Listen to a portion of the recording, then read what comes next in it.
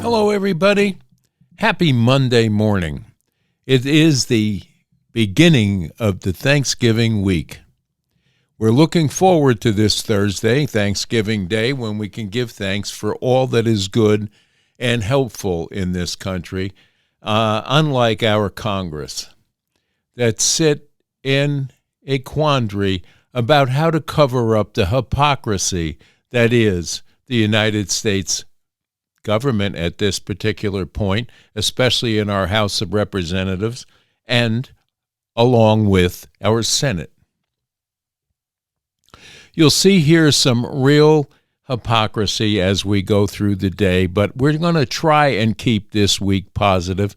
We do have an awful lot to be thankful for, and God has been very good to this country in allowing us to have a president that actually cares about the people.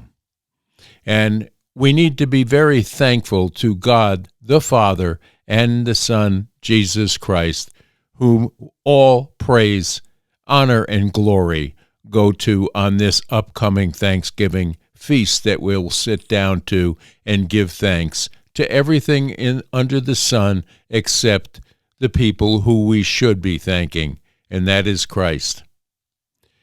So with that, we'll talk a little bit about what's going on in the special election coming up in my home state of Tennessee, where we have somebody that is currently representing the city of Nashville who has come out and publicly said on her own in a live mic situation that she hates Nashville. She hates everything about it. She said she hates country music, the pedal bars, and all that is everything Nashville.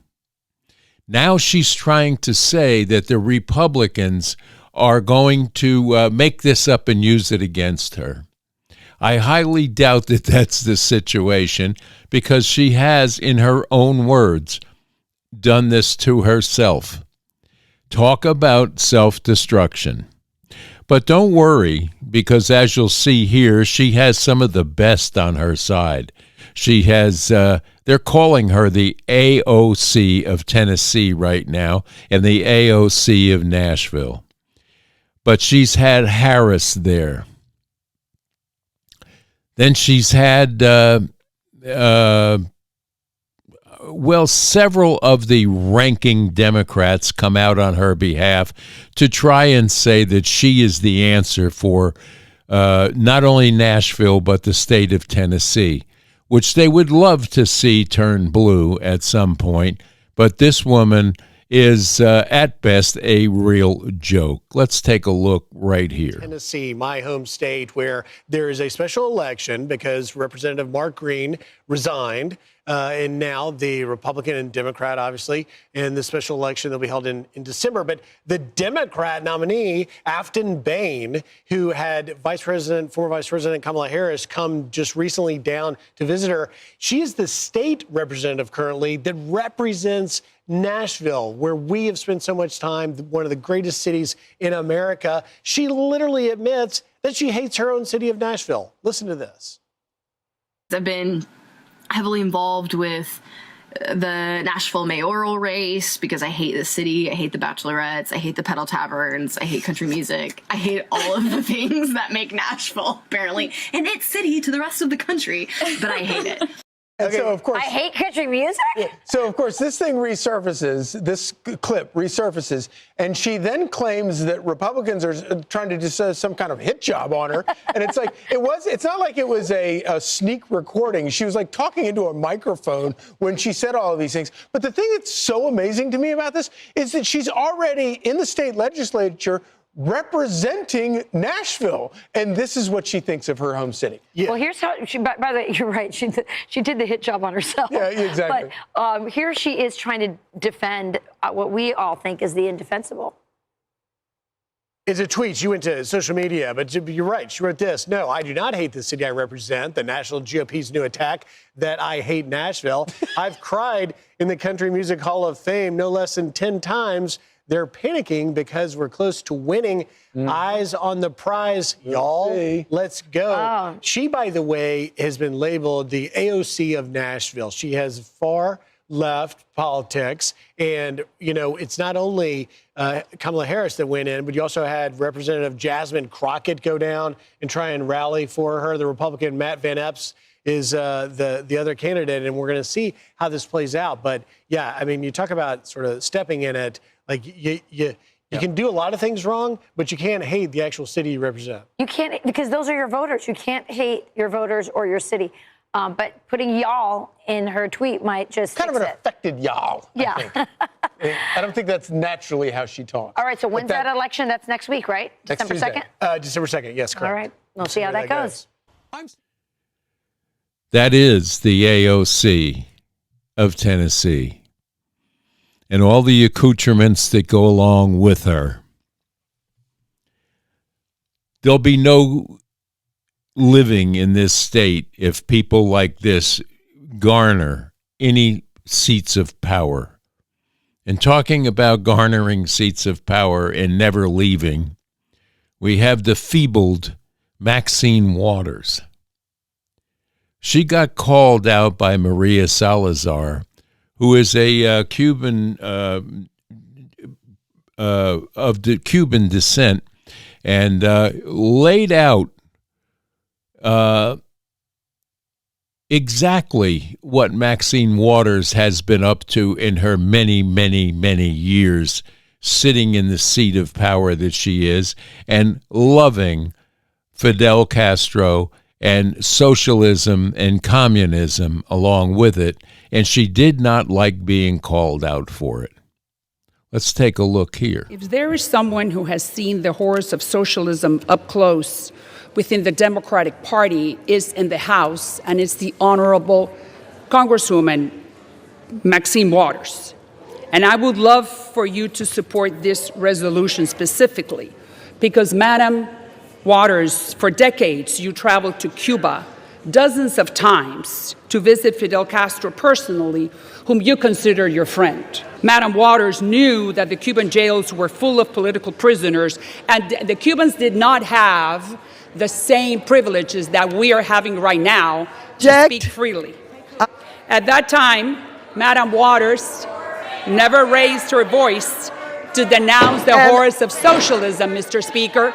For that reason, I am asking Madam Waters. For what purpose the lady from California seeks recognition? I move to take her words down.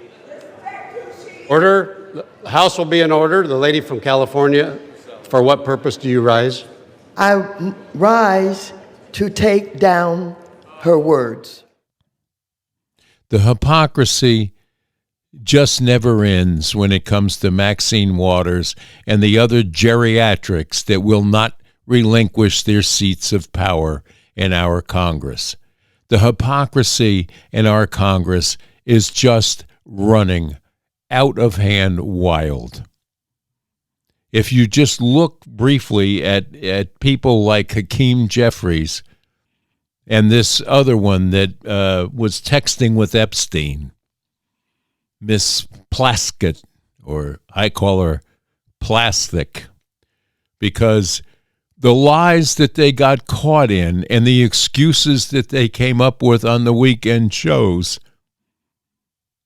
are just another proof of the hypocrisy of our lawmakers that are sitting in Congress. It's almost unbelievable and almost hard to swallow with the evidence that's coming out and coming forward now in what we thought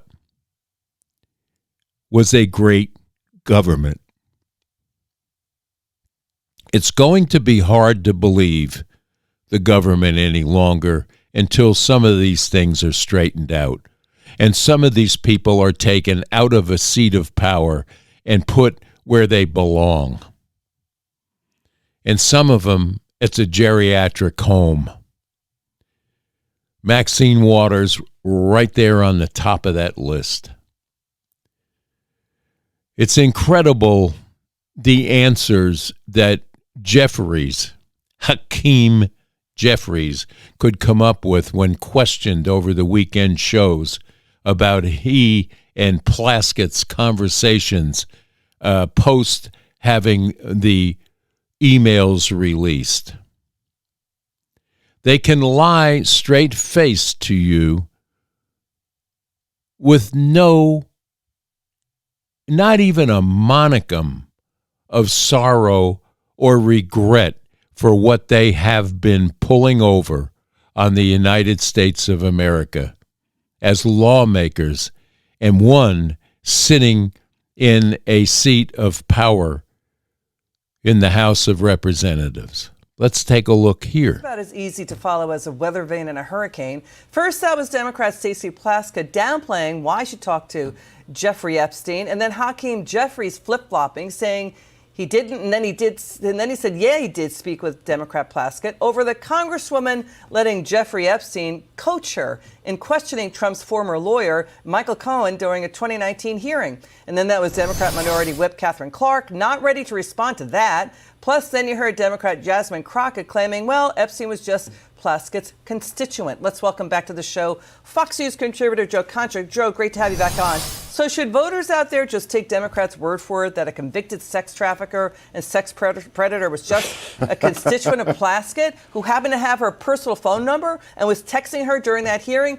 Joe, first of all, we got to point out Epstein's companies got $300 million in tax breaks from the U.S. Virgin Islands when Plaskett was the general counsel of its Economic Development Authority. What do you make of the Democrats' propaganda here? Oh, man. I mean, this is going off the rails, isn't it? I mean, the old saying, Liz, is that when you're in a hole, stop digging. And Stacey Plaskett is halfway to China by now in that regard. The bottom line is that she was texting back and forth, as you just showed, with a convicted sex offender at the time. She took donations from Jeffrey Epstein as well. And she could say, well, just a constituent. But as you just showed, he's complimenting her outfit, how she looks. She's like, oh, thank you very much. Look, this is the lengths that Democrats will go to in order to get Donald Trump, even making an ally of a monster like Jeffrey Epstein. She looks horrible here, and all the legacy media apologies in the world for her ain't going to change the fact that Democrats look far worse right now than Donald Trump does in regards to Jeffrey Epstein. You know, Joe, voters anecdotally say they want D.C. to move on from this. Stop the gotcha politics, fix America. But liberal media and Democrats want to keep using it to attack Trump. Because, Joe, under this new law, 30 days from now, the DOJ will release even more Epstein files. Democrats are running away from their ties to Epstein. Bill Clinton, Larry Summers, nearly 90% of Epstein's donations went to Democrats. So what do you think is going to come out of these files? Well, we've already seen Hakeem Jeffries took donations from Jeffrey Epstein after he was indicted, for example.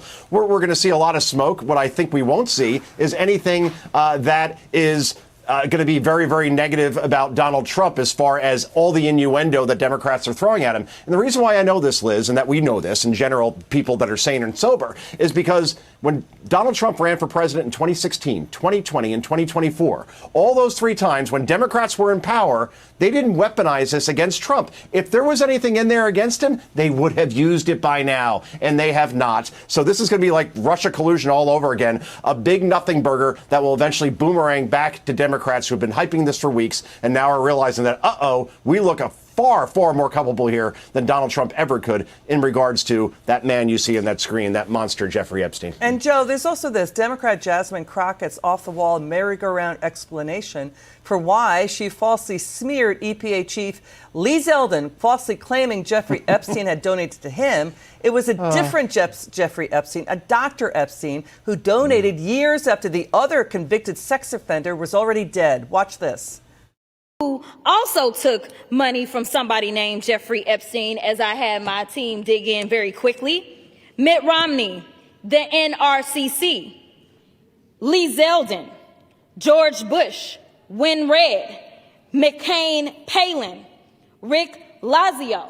Listen, I never said that it was that Jeffrey Epstein, just so that people understand when you make a donation, your picture is not there. And because they decided to spring this on us in real time, I wanted the Republicans to think about what could potentially happen because I knew that they didn't even try to go through the FEC. So my team, what they did is they Googled. And that is specifically why I said a Jeffrey Epstein. Unlike Republicans, I at least don't go out and just... Liar! Liar! Liar! tell lies. Because it was not the same one, that's fine. But when Lee Zeldin had something to say, all he had to say was it was a different Jeffrey Epstein. He admitted that he did receive donations from a Jeffrey Epstein, so at least I wasn't trying to mislead people.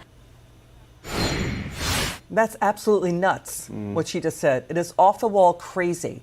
There are so many twists and turns in what she just said, that you got to wonder if voters who voted for her should rethink why they voted for her. Plaskett cannot be believed. She's lied right now about the lie.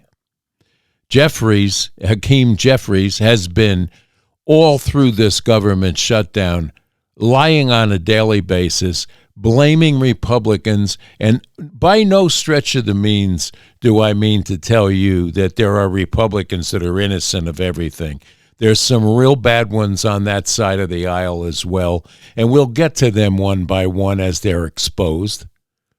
But there's a lot happening inside our current administration right now that is good. But mainstream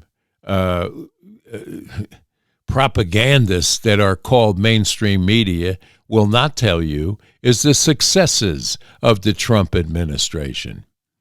If you pay attention, you'll realize quickly that a lot is happening with this Ukraine-Russia war.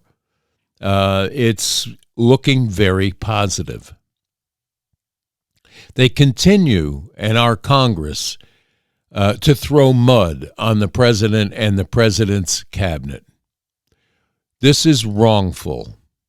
They continue to try to divide a country into a civil unrest that is not necessary, especially coming into this sacred time of year of Christmas, Hanukkah, and Thanksgiving. We have a massive amount to be thankful for. Prices are going to come down. Do not let them tell you affordability is something that if you elect them, they'll fix. These are the people who brought you unaffordability and will continue to bring you unaffordability all through these holidays to prove some kind of a twisted point that they believe will keep you from voting in the midterms in an incorrect fashion. They would like to continue to tell you how to vote like they have in the past, and that worked out so well, seeing how the Biden-Harris administration was so plentiful for the people of the United States. They used COVID as a tool to control you, a tool to control your mind, your health, and your money.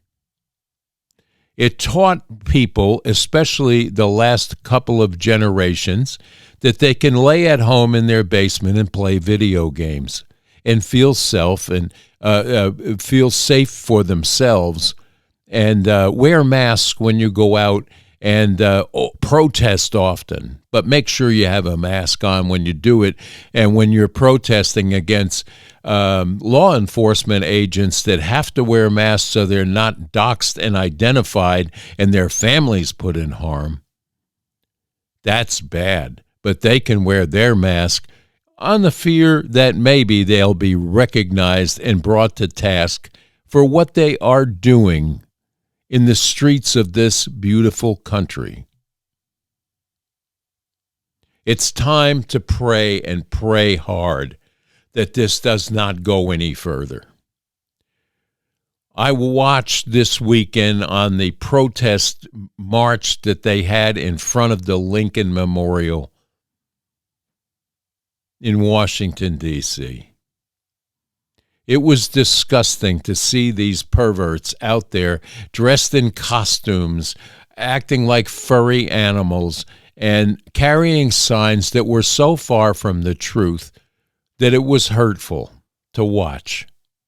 And the people that were there that weren't part of this and asked the questions, why are you saying this? Why are you showing that sign, which is not true, were treated poorly. Oh, it's a peaceful protest. So let's get dressed up in our best furry costume and our pajamas and print up some signs, or get the organizers that are there handing out the signs to give you the expensive printed signs. Someone is funding these movements and these radical marches that you're taking in on your mainstream media every day. Follow the money. Whoever is in charge anymore in Washington, D.C., follow that money. Someone is paying to have costumes, equipment, loudspeakers, music, and some of the speakers that were there were directly out of our Congress. Al Green being one of the most dangerous individuals. He with that cane calling for impeachment one more time of Donald J. Trump. That man and Maxine Waters need to be locked away in some sort of a extended care home for the mentally disturbed. This guy with that cane, I think it's a weapon, and he uses it like a weapon. What's that all about? It isn't good. Then the big news over the weekend, not to be sold short, Marjorie Taylor Greene had to announce her desire not to run and quit her job because she full well knows right now that she cannot and would not be elected if she stayed on the ballot. That's my particular opinion and my opinion alone. But I know people that live in Georgia that can't stand her. I think she did some good here and there through her congressional seat and called some people on the carpet that needed calling on the carpet. AOC being one. Maxine Waters, the rest of that whole bunch of phony Democrats that are wearing their hatred on their sleeve for one individual, and it's affected them in their decision-making processes that they were supposed to be taking care of us, the people, and decided to make hatred their one and only concern. Hatred needs to disappear from the streets of this country. There should be no divide between us on race, creed, or anything else of that nature. Love is going to be the answer for the next 3 years. You have a president right now that loves this country, that loves the people that go out and work every day and make this country the greatest country in the world. He has his odds with people who have done everything under the sun to stop him, including trying to kill him. And I still am waiting to hear the breakdown of the investigation of the Thomas Cook incident that took place in Butler, Pennsylvania. Why are these things being covered up? This is what I would like answers to, and I'm sure a lot of you out there listening to this broadcast would like to know the same thing. But we don't get this. What we get is more and more fodder for Stupid Town. And my God, do we have some really ignorant people that have been elected to seats in our Congress that need to be rethought when they are coming up for re-election.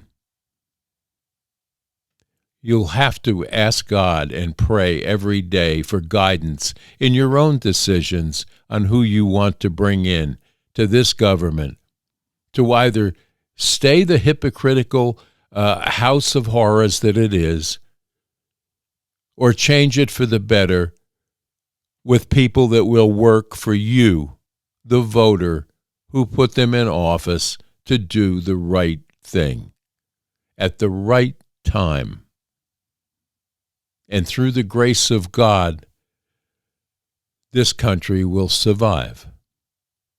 It's important that we pay attention from here on in. It's becoming more and more transparent to us exactly what's going on and who is pulling the strings of who. We had a weekend and a news media that on Friday was so whipped up over the fact that Ma'am Danny met with the president in the Oval Office and they didn't get what they expected to get. So it blew away their weekend programming. And Congress didn't get what they expected to see in that meeting. It was a civil discourse between two individuals that do not agree on certain things, but agree on one thing. Do what's best for the residents of the city you will be responsible for, and we'll help you. That blew away the media. They don't know how to act with that kind of a discourse, or we're expecting a big fight or someone to make a ridiculous spectacle of themselves, which did not take place. I, for one, I'm very proud of our president in the way he handled that. I'm also proud that Ma'am Danny was a part of that conversation and did well. You've heard me say a lot of funny things about Zoltar, Zohan, whatever, but he conducted himself with dignity in that White House visit. And I hope he will continue with dignity to run the city of New York well within the confines of the law. And I hope that the bad element that are in the streets of New York, which I observed just the other week, selling fake goods on the sidewalk and hurting the business owners, are cleaned up and deported out of that city. These are not good people. You can take a look at some of these people and understand that they're not of a quality of person that will bring any good, and they will hurt you, and they tell you if you take their picture that they're going to hurt you, take your camera, and I don't trust any of them. They need to be vetted. If they're vetted and they're okay, fine. If they are criminals, which most of them are, they need to be taken off the streets of New York. So the hypocrisy continues, but on this week of Thanksgiving, we'll be here until Wednesday, and we're going to wish you, and I ask you all to pray for a peaceful Thanksgiving and a peaceful result to the negotiations that are taking on between Russia and the Ukraine, and that some good comes of it. And until tomorrow, we're going to say, stay safe, stay strong, and stay tuned to the Kaiser Report. We'll see you tomorrow. God bless you all. Bye-bye now.